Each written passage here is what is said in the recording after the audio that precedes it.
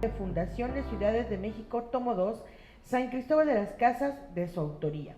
En mayo de ese mismo año recibió la presea Tepuztlatecoliholi, escritos de bronce por parte de la Academia de Historia del Estado de México por sus aportaciones históricas hacia la cultura y identidad de Chiapas.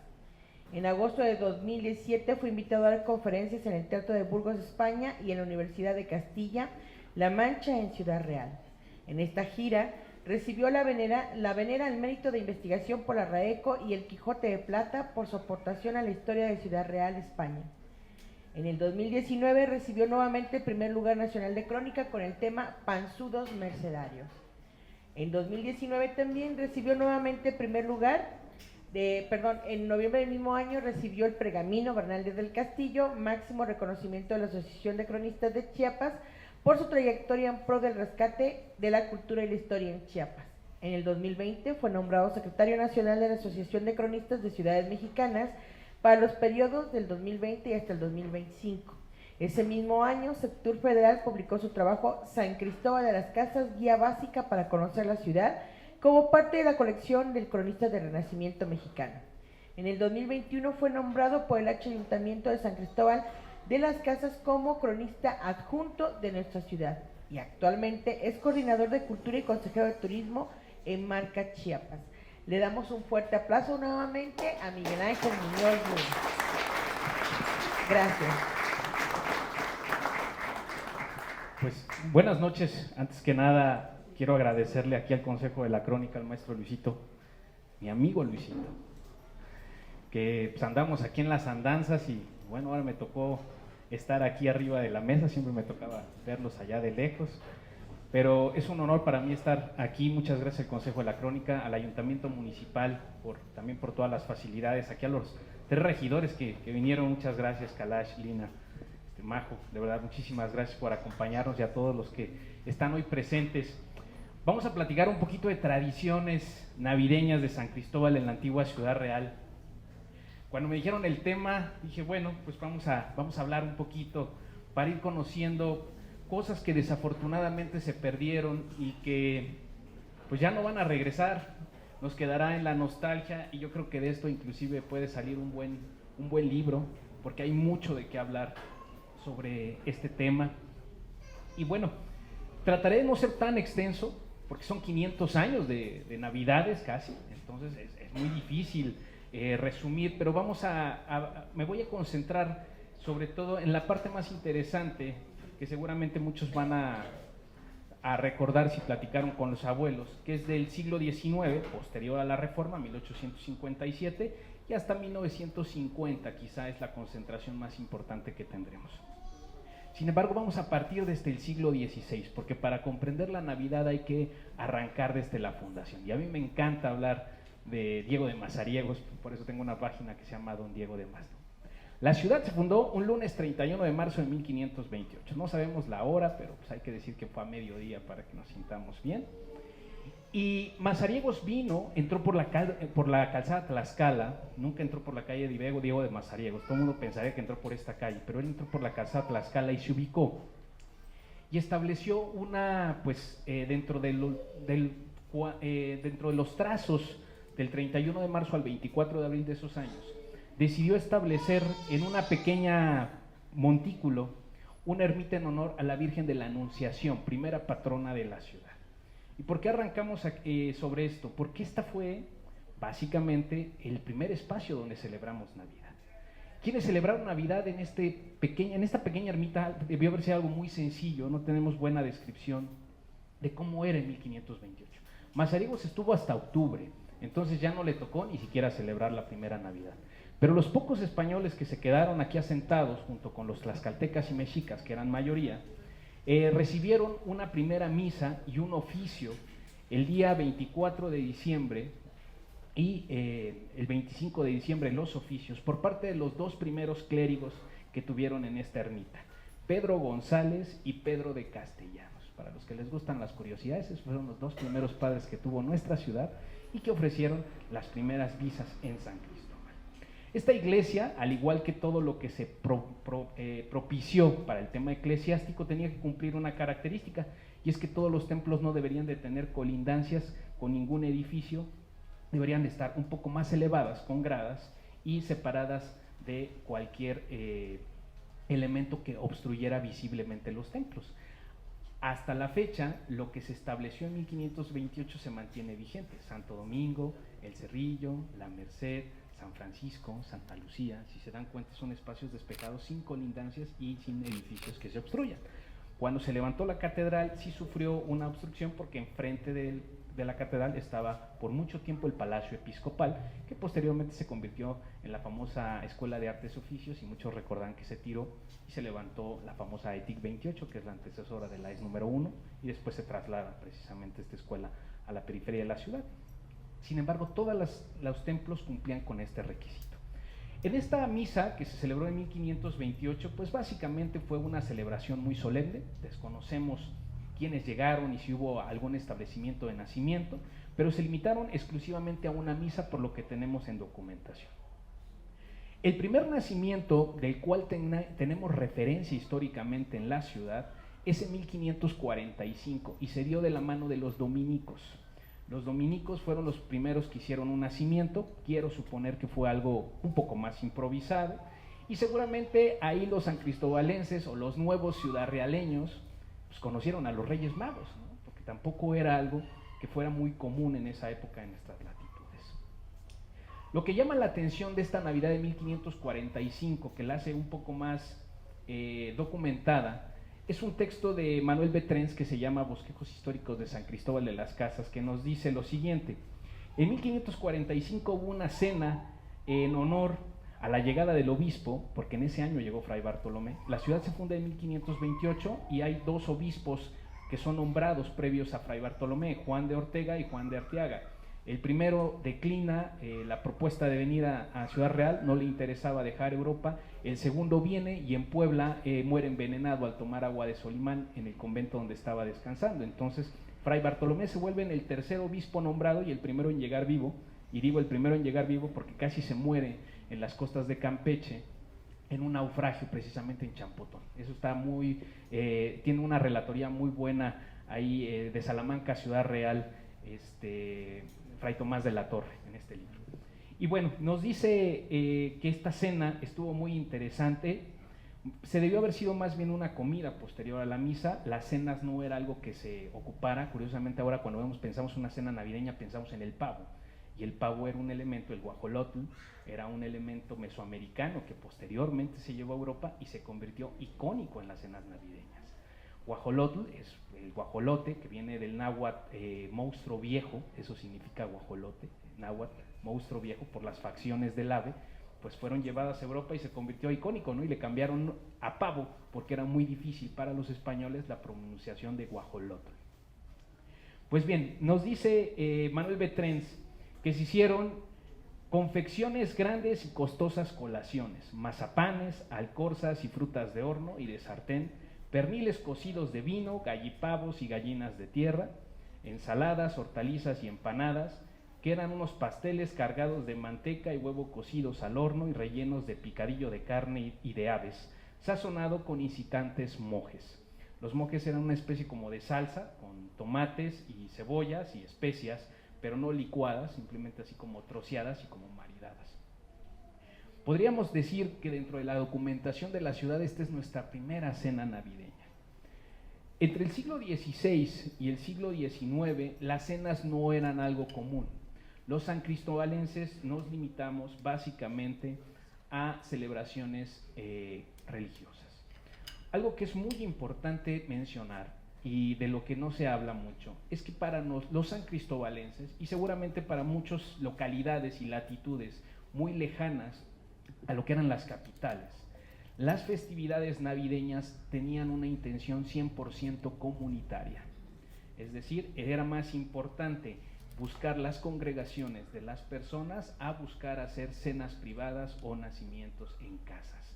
Esto es algo muy, muy importante porque se buscaba en la Navidad la congregación y la convivencia de los habitantes de las ciudades a través de misas y rosarios.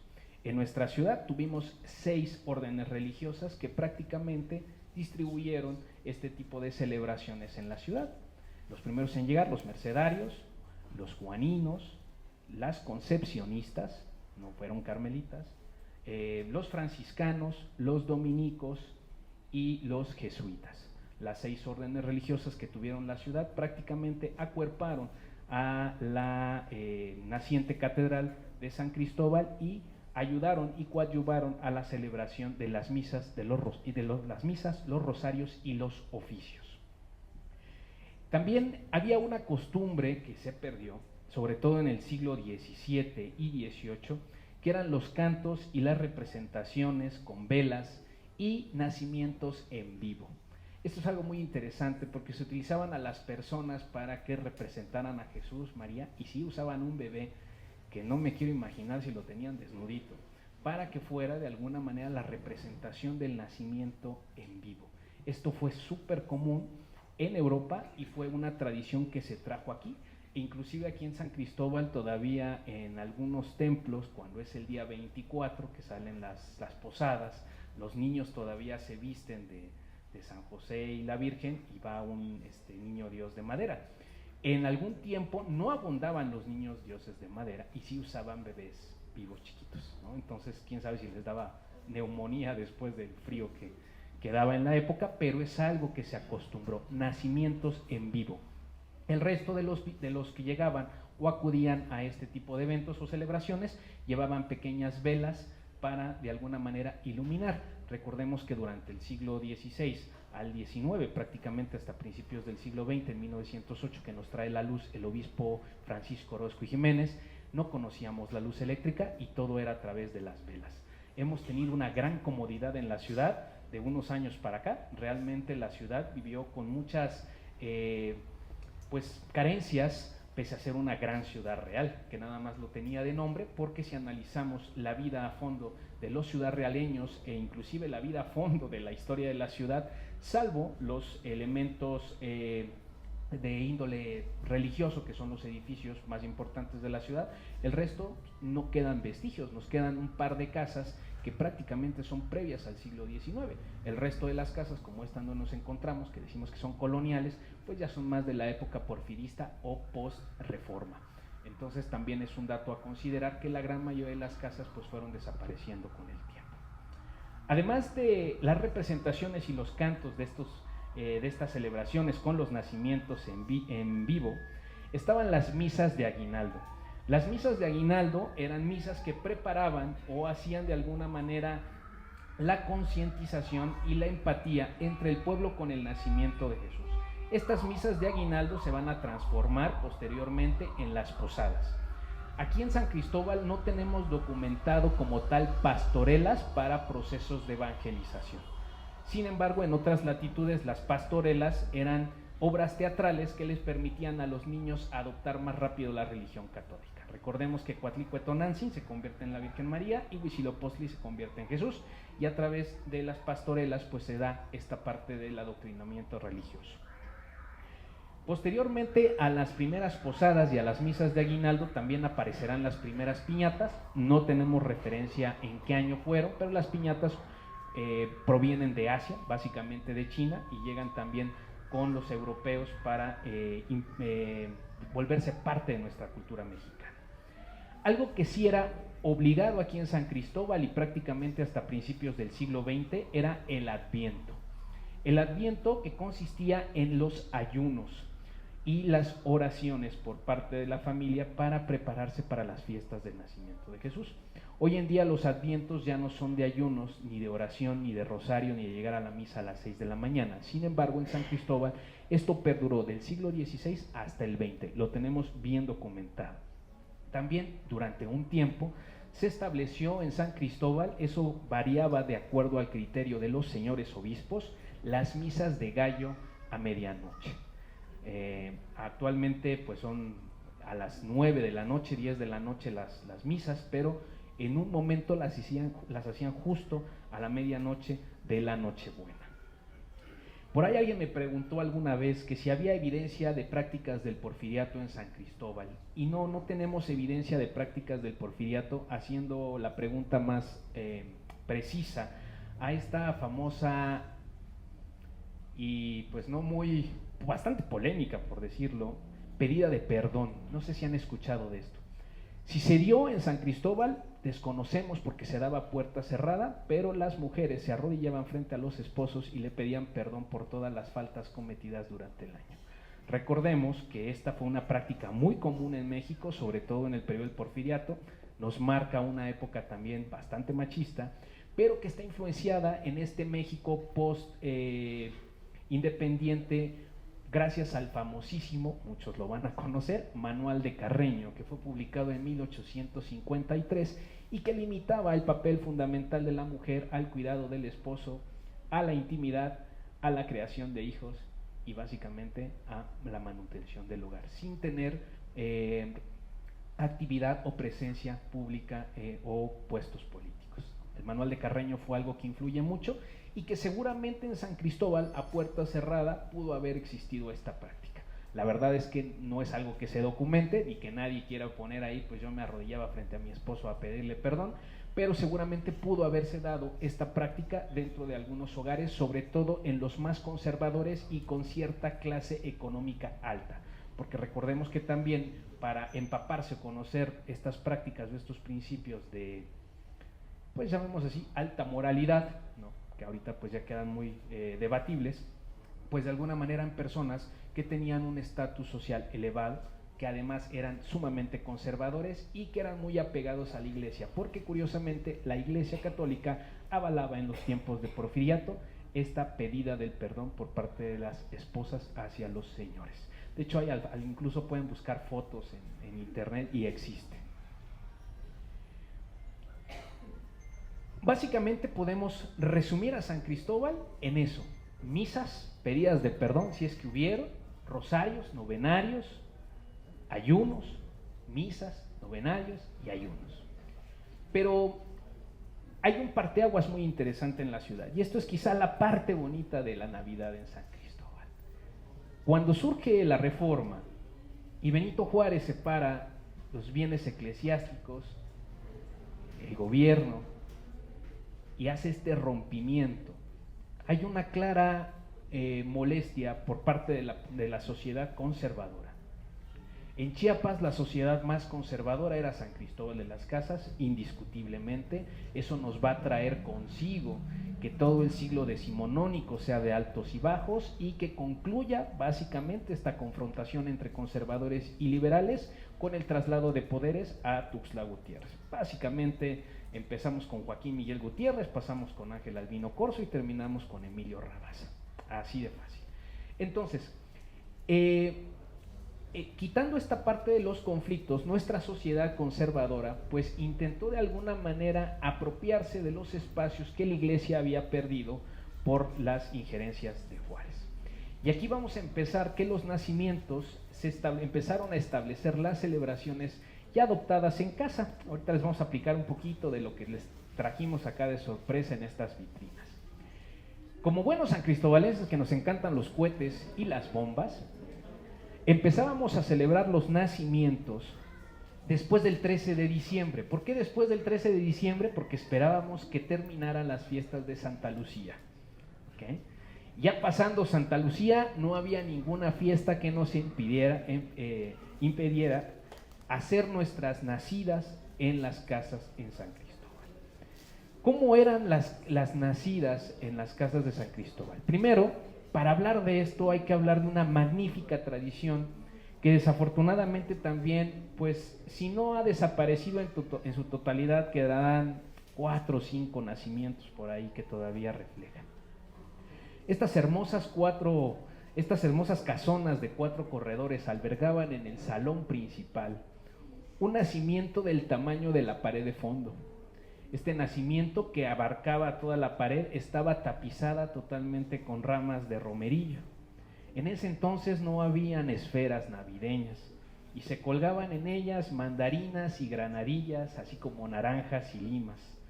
Se dejaban las frutas con los palitos y se colocaban a modo de esferas.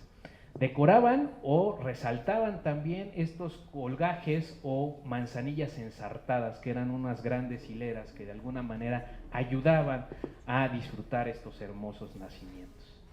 En la parte de abajo, las cortinas, obviamente. Ahorita les voy a decir cuál fue la primera papelería, no fue la educadora. Y esta papelería nos cambia un poco el concepto también de los materiales, porque no conocíamos el papel de China. Se usaban cortinas y los relieves se hacían con engrudo y mantas viejas. Se mojaban las mantas viejas con engrudo, se colocaban sobre palos o algunas cosas picudas que permitieran generar el relieve y se formaban las montañas que iban de alguna manera a mostrar la parte de abajo. Como parte del zacate se utilizaba algo que ya se perdió, que era mágico en San Cristóbal y que tiene muchos años que se extinguió, que era el famoso musgo blanco de estrella. Ese era el musgo oficial de los nacimientos, desapareció hacia 1960, 1970, y luego nos fuimos con el heno y con el musguito verde. Pero el musgo oficial era el musgo blanco de estrella. Desafortunadamente, pues, lo acabamos. Además de este musgo blanco de estrella, resaltaban siempre, con la llegada de la primera papelería, que fue la papelería La Sirena, siglo XIX, estuvo ubicada justo donde actualmente está el Hotel Santa Clara. Esta papelería fue innovadora en su momento y vino dentro de ese crecimiento importante comercial en San Cristóbal, con tiendas como El Triunfo, Las 15 Letras, El Triunfo de los hermanos Brauer, todavía no lo compraba don Daniel Cebadúa, El Globo, tiendas de esa antigüedad. Surge precisamente La Sirena, que nos trae el papel de China y el papel crepé. Y ahí los sancristobalenses se vuelven enamorados de las decoraciones con papeles para poner flores en todos lados, sobre todo decorando los festones y las bodas de principios del siglo XX. Además de hacer nubes con estos papeles de China que nos trae precisamente la papelería, van a aparecer otras figurillas que surgen en el siglo XIX. Primero, los santos. Tener un misterio del nacimiento de Jesús en San Cristóbal en el siglo XIX era para las élites. No todas las familias tenían la capacidad económica de tener un misterio de nacimiento, es decir, un San José, una Virgen y un niño Jesús. Era prácticamente imposible. Estamos hablando que eso estaba reservado solo para la gente del centro, ¿no? Como se les llamaban los del centro, que eran los de dinero. El resto de la población no tenía la capacidad económica de hacerse estas piezas, que además venían de Guatemala y sobre encargo, piezas estofadas en madera policromada, y que tenemos también un par de ejemplares ahí. Eran piezas pequeñas porque eran transportables y venían de Guatemala, no las piecesotas como las iglesias o todo lo que imaginamos. Todo era muy pequeño. Gracias a Jorge Sarmiento por ahí también, gracias Jorge por ayudarnos a hacer esta exposición. Trajimos un par de piezas para que vean, policromadas, siglo XIX, guatemaltecas, de encargo exclusivamente para nacimientos. Los que no podían comprar estas piezas, que era el 95% de la población quizá, utilizaban muñecos de cera, y venían las figuras de cera de San José y la Virgen y del Niño Jesús. Y también trajimos en estas vitrinas unos moldes donde aparece San José, la Virgen y el Niño Jesús. También ahorita, para que sea una idea, estos moldes están hechos de barro. Ahorita les voy a platicar un poquito más sobre esto. Decoraban la figura del misterio del nacimiento de Jesús, ya sea con madera o con cera, pastorcitos y animalitos de cera. El sololoy, que es lo que tenemos ahí, llegará después, junto con el plomo. Pero tendremos pastorcitos y animalitos de cera. Los más peleados y los más buscados eran los borregos. Los borregos eran pequeños animalitos también de cera, y se les incrustaba algodón y lana.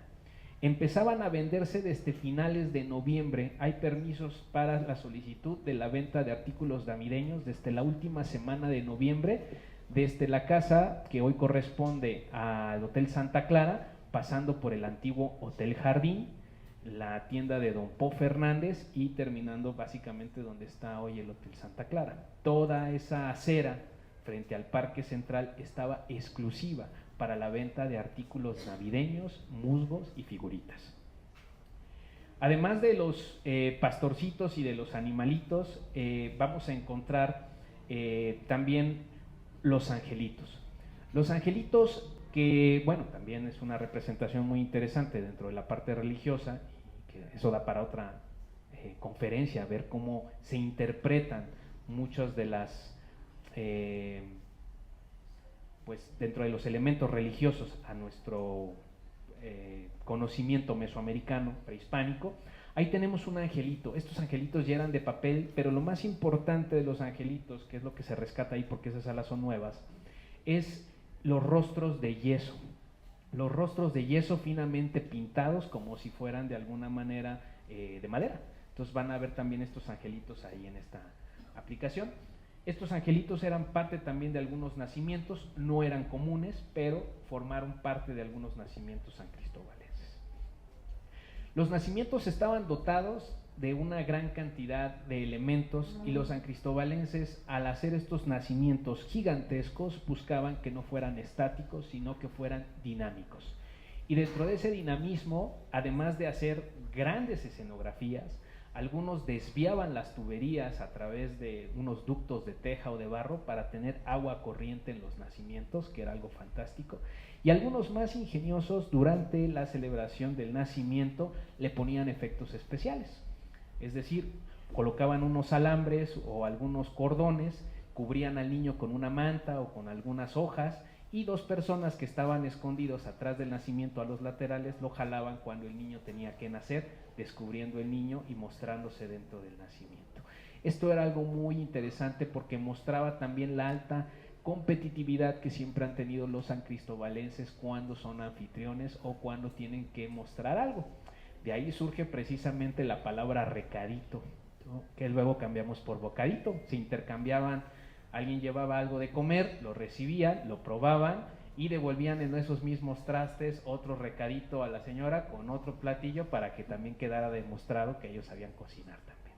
Entonces había esta pequeñas y sanas rivalidades por hacer nacimientos muy interesantes, y los nacimientos van a tener mucha creatividad, no solo en la parte de efectos especiales de cómo hacer la aparición del niño Jesús al momento del Gloria, sino también estos efectos de meterle agua, que también eran algo, a mí se me hace muy interesante, todavía no logro dimensionarlo, y algunos que se aventaban todo el proceso de las posadas con muñequitos, hacían todos los misterios desde la persecución de Jesús y María, la muerte de los niños por Herodes, hacían prácticamente todas las representaciones en nacimientos que eran enormes. Ya iba cambiando de acuerdo a las posibilidades y a la creatividad de las personas. Además de todo esto, pues las celebraciones, como bien lo mencioné, iniciaban el 14 de diciembre, pasando Santa Lucía. Para hacer esto, también las familias invitaban, de boca en boca eran las invitaciones, no había internet, Facebook, radio en ese entonces había que ir a invitar a los amigos para que fueran a ver el nacimiento, que era el orgullo de la casa en ese momento en diciembre. Y a algunas personas se les pedía que fueran los padrinos. Hoy mi abuelita me dio un dato que yo no conocía, porque habían padrinos de todo, ahorita vamos a platicar de qué eran los padrinos, pero mi abuelita me explicó hoy que los padrinos, al momento de la presentación del niño, se ponía al niño en una manta y a esa manta se le colgaban listones alrededor. Entonces había alguien que llevaba abrazando al niño y el resto de los padrinos tomaba un listón para que sintiera parte de llevar al niño en las manos. Y esta participación de muchos padrinos permitía el costo de lo que procedía posterior a los rezos, que ahorita les voy a platicar qué cosa era. Los invitados llegaban a los nacimientos con este aroma a incienso y romero, en medio de una música muchas veces de marimba o a pura voz, o con algunos músicos que llevaban sus órganos cargando a cuestas, para amenizar las letanías que en su mayoría todavía en San Cristóbal hasta principios del 1900, muchas de ellas se cantaban en latín. Dentro de estos señores que cargaban sus teclados a principios del siglo XX estaba don Jesús Hernández, don Aureliano y don Ángel Gómez, don Guadalupe León, y ya más recientemente, para los que son más contemporáneos, recordarán a don Raquel Zapata. Dentro de las cantantes de antaño estaba doña Mercedes Hernández y más recientemente, dentro de las más solicitadas, doña Rutila Cairé. Estas señoras, además de tener unas increíbles voces, llevaban sus chirchiles, que eran unos trabajos en hojas de lata que se manufacturaban en la Merced. El último que hizo chirchiles en la Merced fue don Ciro Arreola. Y los panderos. A los niños les daban velas y unos pitos de barro, que eran unos silbatitos en forma de patitos de barro que vendían los famosos coletos en las ferias. Además de recibir los pitos, los invitados recibían sus velas, sobre todo cuando no había luz eléctrica, para iluminar el nacimiento. Las casas de 4 corredores del centro permitían hacer algo más, y además del dinamismo del nacimiento, permitía ocupar los corredores e ir tocando en todas las puertas, como estas que se ven que son varias, si hubiera estado los 4 corredores, para ir pidiendo posada hasta llegar al salón principal. El centro del patio estaba tapizado con juncia, flores de papel con estos festones, y la gente que tenía buen presupuesto o que habían hecho una buena negociación con los padrinos hacían un entarimado en los patios centrales para que no quedaran de manera irregular por el piso o por la laja y se pudiera hacer el baile obligado. Ahorita les vamos a platicar qué pasaba con eso. Las marimbas, los que se iban por el lado de la marimba y no por el órgano, por las voces, pues habían en el siglo XX, principios del siglo XX, entre 1910 y 1920, habían marimbas desde 120 pesos la hora, siendo la más barata los de los Guachán. No me pregunten quiénes son, así me dijeron el dato. Y posteriormente saldrán otras marimbas interesantes como don Ramiro Trujillo, la de los Paniagua, de don Amado Bonifaz, don Jorge Trujillo, don Chus Penagos, y ya posteriormente, más reciente, la marimba Lupita, la marimba de don Horacio Trujillo y la de don Marcelo. Los lonches también jugaban un papel muy importante. Una vez amenizado, hecho este recorrido por los corredores, con las posadas, con los pitos, con los chirchiles y las voces de estas buenas cantadoras, empezaban los lonches. A los niños usualmente les daban hojuelas tendidas, una hojuela tendida, una hojuela de rosa, galletas, a veces un chicle, y todo esto iba en unos pañuelitos, que eran unas pequeñas, pues como unos pequeños papeles que eran tomados así, y se doblaban así, se les entregaban a los niños. No había platos desechables ni nada por eso. Si los niños estaban ya un poquito más grandecitos, alcanzaban agua de canela. En el caso de los adultos, tenían un lonche más especial, sobre todo si los invitaban al centro de la ciudad, donde había buen presupuesto y buenos padrinos. Primero pasaba el durazno curtido, posteriormente la copita de mistela para el frío, un tamal de bola, un pan compuesto y el agua de canela para que no hiciera mal el tamal de bola, eso decía. Los regalos no se daban el 24, se daban el Día de Reyes, no conocíamos Santa Claus, ahorita vamos a platicar un poquito de eso. Y la llegada del Niño Dios era la llegada de la esperanza, de la fe y del amor, no solo para los sancristobalenses, sino para todo el mundo en esa época. Y recibir al Niño Dios en los hogares era sinónimo de recibir una bendición en el seno del hogar y en la parte más importante de la casa, que era el punto de reunión siempre, la sala. Recibir la bendición del nacimiento de Jesús en compañía de los amigos propiciaba también que en las familias se hicieran las alianzas y se fortalecieran los compadrazgos, un elemento muy importante también, sobre todo de cohesión social en el siglo XIX y principios del XX, en un momento muy álgido en donde también en Chiapas habían muchos fallecidos por pleitos y por muchas situaciones, muchos niños quedaban huérfanos, y ahí era donde los padrinos, después de estos eventos y de estas fiestas, generaban buenos lazos para hacerse cargo de los niños. Habían compromisos morales con todas estas fiestas que se hacían. El nacimiento era un elemento muy importante.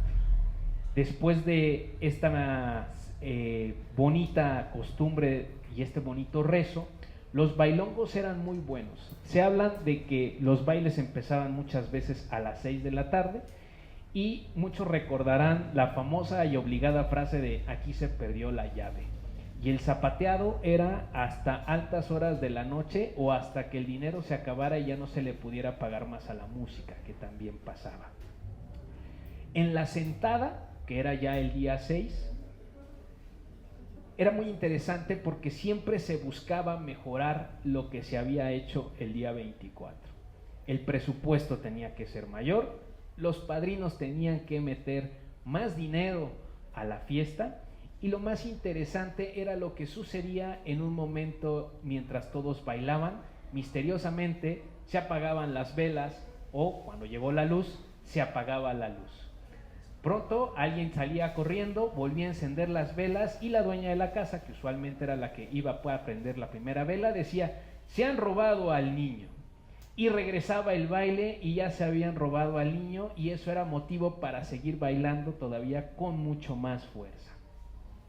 Al momento de la robada, este robo que se hacía de los niños cuando se apagaba la luz, se ponían de acuerdo hombres y mujeres, a ciertas familias de los que llegaban de invitados, para robarse al niño y hacer algo que también ya desapareció, pero que en su momento fue muy fantástico y muy típico en San Cristóbal, que fueron las famosas aparecidas, el día 2 de Candelaria, en la casa donde se establecía el nacimiento. Ahí llegaban los que se habían robado al niño con las manos amarradas como si fueran presos, y llevaban nuevamente en presentación al niño con las manos amarradas porque se lo habían robado, y como sinónimo de que venían a pedir perdón y lo devolvían. Esta práctica también se perdió porque muchos se robaban al niño y nadie sabía quién se lo robaba, y luego ya nunca regresaba el 2 de Candelaria. Tristemente, muchos niños dioses en esa época se perdieron de muchos hogares porque ya no regresaron, pero los que lo regresaban lo hacían con las manos amarradas, en una señal de una disculpa, y con la música, con todos los elementos, con la comida y sobre todo con la misma convivencia que se había presentado en los dos momentos anteriores, tanto en la nacida como en la sentada. Entonces podemos hablar básicamente de estos elementos interesantes, que son 3 fechas importantes en donde el patrón es el mismo: el nacimiento, la sentada y la aparecida, en donde siempre se perdía la llave y las fiestas para los sancristobalenses eran muy largas. Otra costumbre que también se perdió en las familias previo a los nacimientos en las casas, o hacer los rezos en los nacimientos en las casas el día 24, era un recorrido por los nacimientos de las iglesias. Era costumbre, sobre todo a finales del siglo XIX, principios del XX, inclusive posterior al cierre de las iglesias por este tema de los cristeros, recorrer en familia todos los nacimientos para conocerlos y adorar al niño en los templos más importantes de la ciudad. Algo muy similar como lo que hacemos en la visita de las 7 casas. Prácticamente hoy en día las familias ya no recorren los templos para ver los nacimientos en San Cristóbal, pero era una práctica que se utilizó básicamente hasta mediados del siglo XX, seguramente con mucho más afluencia, y hoy me atrevo a decir que muy pocas personas, y es que todavía las hay, recorren más de 3 o 4 templos previos a la noche del 24 para conocer los nacimientos. Con esto podemos más o menos concluir lo que representan los nacimientos y las fiestas de San Cristóbal en torno a los elementos tradicionales de nuestra ciudad. Elementos de introducción hay muchos, y voy a tocar algunos para más o menos conocer cómo se fueron influenciando, y posteriormente explicaré un poquito de lo que hay en la vitrina. Un elemento que hoy está presente prácticamente en todos los hogares, y si no está ahorita, la gran mayoría de las mujeres está corriendo a los viveros, son las flores de Nochebuena. Las flores de Nochebuena no las conocíamos en San Cristóbal hasta 1938. Entonces, si les gustan los datos curiosos, 1938 llegaron las flores de Nochebuena. ¿Y quién las trajo? Pues las trajo don Daniel Cebadúa y su esposa doña Clementina Liévano. Resulta que ellos se fueron a Xochimilco en 1938, se llevaron a toda su familia y se fueron más o menos en estas fechas de diciembre.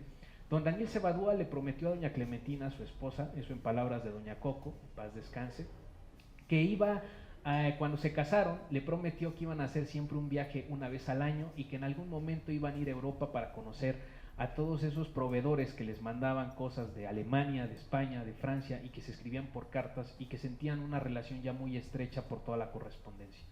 Don Daniel Cebadúa pues nunca pudo viajar a Europa, porque en ese entonces los caminos y sobre todo el alto costo de los viajes pues propició que nunca se pudiera, pero sí fue muchas veces a la Ciudad de México con toda su familia y sobre todo a Veracruz, y recorrieron muchísimas cosas. Don Daniel Cebadúa es un personaje del que también se puede hablar muchísimo porque nos propicia y nos trae muchos adelantos tecnológicos, compra inclusive la antigua planta de luz y nos deja como legado uno de los mejores teatros de la ciudad, que es el famoso Teatro Las Casas, hoy llamado Teatro Daniel Cebadúa. Pues con su esposa Clementina se fueron en diciembre, principios de diciembre, finales de noviembre de 1938 a Xochimilco. Y estando en Xochimilco se dieron cuenta de que habían muchos viveros con estas flores de Nochebuena, sobre todo en color rojo. Doña Clementina, como buena ama de casa, preguntó qué era esa flor, que no la había conocido ni visto nunca. Le explicaron que se llamaba flor de Nochebuena y que era una flor que únicamente brotaba en estas fechas decembrinas. Ni tarde ni perezosa, doña Clementina le dijo a su esposo que le comprara varias macetas de Nochebuena. Y el problema fue traerlas de la Ciudad de México hasta San Cristóbal. En esa época, pues el transporte era bastante malo, no teníamos la carretera panamericana, se hacían escalas en muchas ciudades para venir acá, y en estas Nochebuenas vinieron muchas de ellas en macetas de barro, para que se den una idea.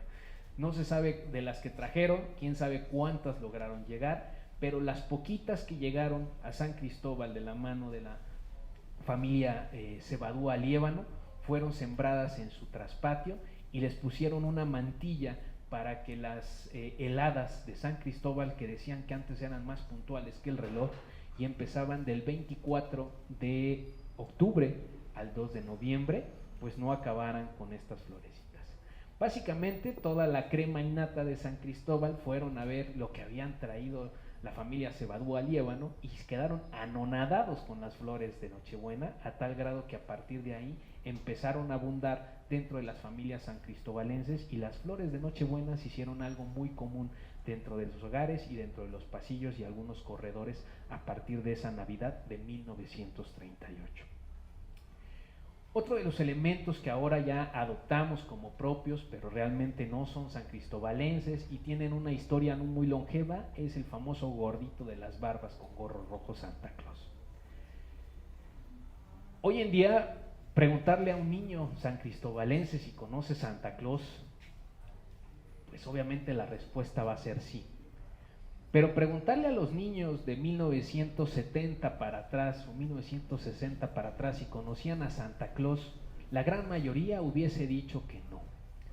Santa Claus llegó a San Cristóbal más o menos entre 1973 y 1978 de la mano de la Coca-Cola. Y resulta que el Santa Claus, como lo conocemos, porque originalmente la figura de Santa Claus fue San Nicolás de Bari, pero Coca-Cola hace un trabajo muy interesante en los años 30 con un caricaturista que se llamaba Harold Sundblom, y Harold Sundblom hace el Santa Claus como lo conocemos, de rojo, tratando de relacionar al personaje que alegra la Navidad y da juguetes y felicidad con un refresco emergente que estaba surgiendo o dando sus primeros pasos en Estados Unidos. Se asocia a partir de ahí a la Coca-Cola en Estados Unidos con Santa Claus en los años 1930 gracias a Harold Sundblom, aunque San Nicolás de Bari tiene una historia totalmente distinta. Afortunadamente la Coca-Cola nos llegó muy tarde, en los años 70. Su introducción a México se da muchos años antes, pero a San Cristóbal llegaron afortunadamente primero las cervezas. Y el Santa Claus empezará a llegar a los hogares y hay algo que catapulta, además de la Coca-Cola, la presencia de Santa Claus. El 26 de noviembre de 1959 hay una producción mexicana que altera para siempre la visión de los niños en México. La película de Santa Claus, donde sale un diablo precio y una niña Rosita que decía que no quiere ser mala porque ella siempre era buena. Esa película, estrenada en México en 1959, el 26 de noviembre, hace que los niños entiendan quién es Santa Claus. Se empiezan a olvidar un poquito de los Reyes Magos, que usualmente eran los que traían los regalos, y da un vuelco muy importante la metrópoli o el centro del país donde se logra proyectar esta película. A nosotros el cine Las Casas y el cine Variedades, pues quién sabe qué año nos trajeron esa película, porque recordarán que cuando estaba a los cinemas Santa Clara las películas venían bien desfasadas, y eso que ya estábamos en los 1990, ¿no? Yo me acuerdo que Titanic llegó 4 o 5 meses después a San Cristóbal y eran unas filonas para ver esta película. Pues resulta que esta película, junto con la Coca-Cola, propiciaron la llegada del Santa Claus y los arbolitos navideños. Los primeros arbolitos navideños aquí en San Cristóbal se empezaron a comercializar también en los años 70. Sin embargo, en Tuxtla tenemos ya documentado que un arbolito de Navidad llegó de la mano de una familia alemana en los años de 1928 a 1930. Esta familia puso un arbolito de Navidad, se tomaron una foto y vivieron mucho tiempo en Tuxtla Gutiérrez. Sin embargo, nunca lograron transmitir esta relación del arbolito de Navidad a los tuxtlecos.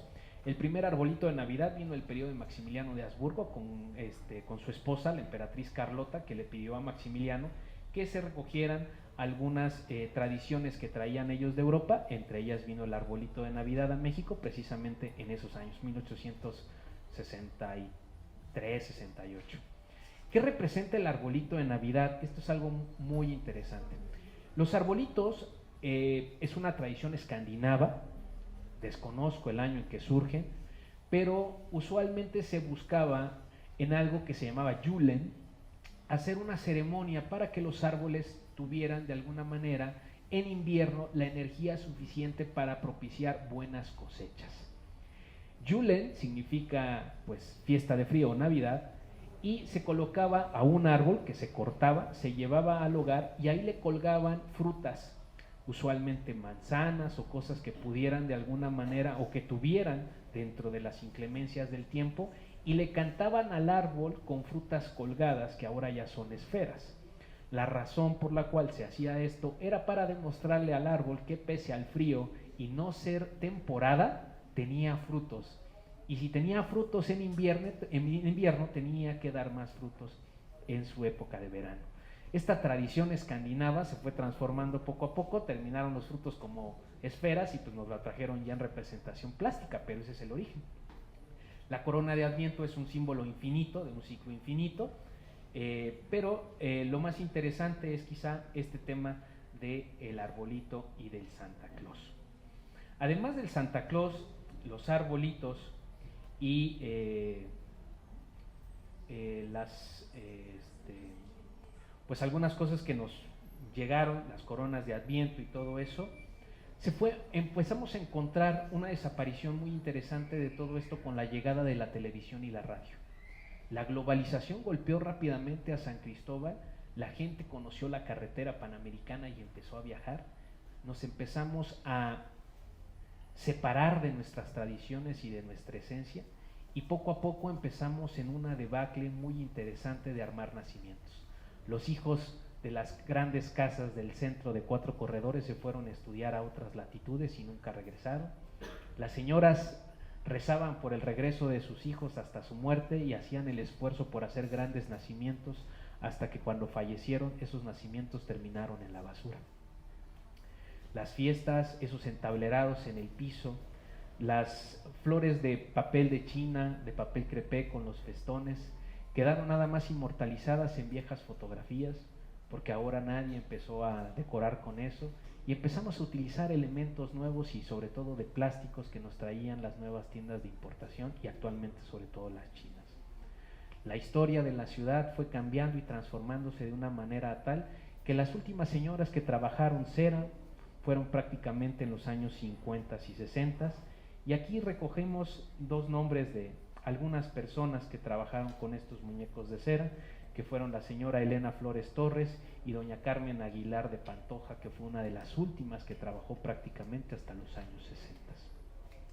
En las técnicas de los muñecos de cera habían muchas, desde los moldes de barro que están por ahí, que ahorita los van a ver. En la primera vitrina tenemos un angelito con un rostro de yeso, un muñeco de cera, moldes para estos muñecos de cera hechos de barro, una pequeña colección de una corrida de toros de plomo y este misterio del nacimiento de Jesús a base de estofado y madera policromada proveniente de Guatemala. Es una obra fantástica de arte del siglo XIX y del tamaño propicio para traerlas de viaje.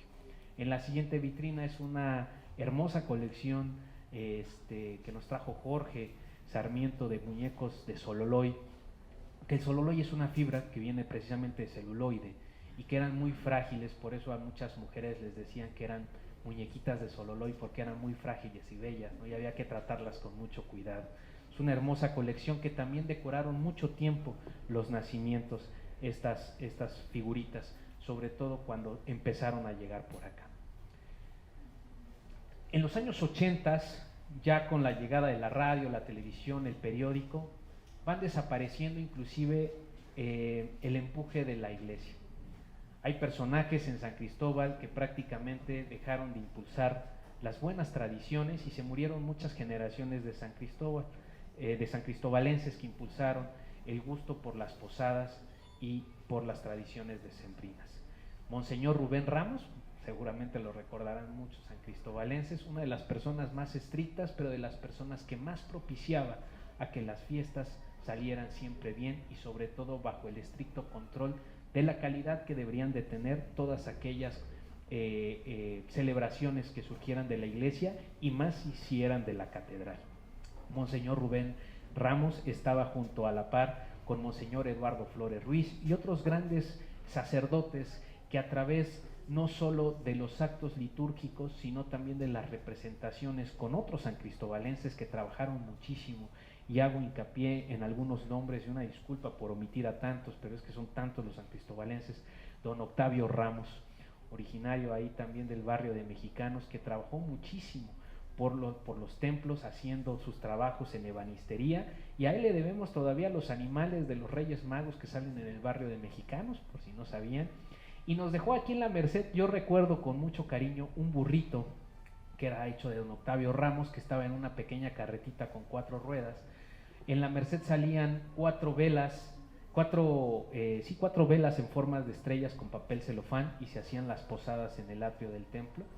Este burrito de don Octavio Ramos con 2 figuras de San José y la Virgen, y nunca me voy a olvidar de doña Robe cantando el Kyrie eleison. Terminando el Kyrie eleison entrábamos al templo después del recorrido de las posadas y recibíamos nuestros aguinaldos o nuestras bolsitas de dulces. Previo al 24 se hacía un sorteo para que hubieran padrinos y madrinas de los niños Dios en todos los templos. Hasta la fecha muchos templos todavía lo hacen, afortunadamente. Y estas celebraciones de tener un padrino o una madrina, pues es la máxima celebración ahora en las Navidades, porque todo esto que hemos ido contando ha ido desapareciendo. Los templos muchas veces ya no hacen ni siquiera la misa de aguinaldos, es decir, las posadas como se hacían antes, han ido desapareciendo, se han limitado exclusivamente muchas a la celebración de la misa de Navidad con un padrino, ya ni siquiera en horarios nocturnos, muchas veces ya son 5 o 6 de la tarde, y la madrina es la que se encarga básicamente de dar los aguinaldos a los niños y algunas piñatas. En catedral todavía se acostumbra que, bueno, ya no sé ahorita, pero hasta hace unos años que le tocó a mi mamá, eran las hermanas Díaz las que tocaban el día 24 y el día 6 de enero en la catedral para esa misa, todo pagado por la madrina, y la comitiva de la madrina en donde siempre iba un niño y una niña vestidos de San José, y para los niños de los Reyes Magos, pastorcitos y angelitos. Si nos damos cuenta, la Navidad se ha transgiversado y ha ido en una transformación constante, de ser una celebración comunitaria como lo tenía San Cristóbal planteado en el siglo XVI al XIX, en donde daba más importancia a la convivencia y la comunidad, de estar todos en convergencia dentro de un templo y sin importar o darle prioridad a la cena. Ahora nos hemos convertido en todo lo contrario, le damos prioridad a la cena, nos olvidamos de la convivencia, nos olvidamos de la importancia de la celebración de la Navidad dentro de los templos o dentro de los atrios, nos olvidamos de la convivencia con los vecinos, nos olvidamos de formar nacimientos y nos hemos ido por una parte un poco más virtual. Hoy en día pasamos una cena que muchas veces es con comida que ya no es típica, y en lugar de estar conviviendo con las personas que nos rodean o tener esos bailes en patios entaramados, ahora pasamos mandando mensajes de WhatsApp hasta que la señal se bloquee y ya no nos deje enviar más. Hoy en día la Navidad se ha transformado en muchas cosas que quizá valga la pena hacer o invitar a la reflexión. Y quizá en estos esfuerzos que estamos haciendo por tratar de transmitir un poquito de las costumbres y de las tradiciones de esta ciudad, pues no me queda más que invitarlos a todos a tratar de mantener lo poco que ustedes conserven de antaño para hacer estas fiestas todavía más perdurables. Los nacimientos se están perdiendo. Yo recuerdo de niño todavía habían varias casas en el centro de San Cristóbal que presumían con bomba, platillo y cohete abriendo sus puertas para que la gente pasara a ver esos hermosos y majestuosos nacimientos, de varios meses inclusive para elaborarlos, porque eran de mucho, mucho trabajo. La creatividad de la gente se veía y el cariño que le tenían a ese trabajo y a ese nacimiento quedaba plasmado en esas majestuosas obras de arte. Hoy prácticamente todo eso está desaparecido. Cuando pasen a la vitrina y vean ese muñeco de cera, seguramente muchos recordarán su infancia en las casas de los abuelos o de las abuelas, cuando con esmero y con mucho cuidado sacaban estos muñequitos que también no eran tan baratos y que implicaba un gasto muy grande adquirirlos, pero sobre todo guardarlos. La humedad, la falta de materiales para el cuidado y la conservación, y sobre todo pues estas manifestaciones de terremotos y todo lo que teníamos provocaban que muchas cajas y muchos lugares donde se guardaban pues desaparecieran.